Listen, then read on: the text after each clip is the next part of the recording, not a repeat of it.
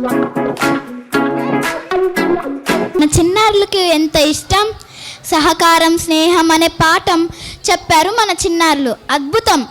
ఇప్పుడు ముద్దుగా సిద్ధమైన లిల్లీ బాయ్స్ తోటవల్లి పాటకు నాట్యం వేయడానికి సిద్ధంగా ఉన్నారు. వాళ్ళకి గట్టిగా చప్పట్లతో స్వాగతిద్దాం.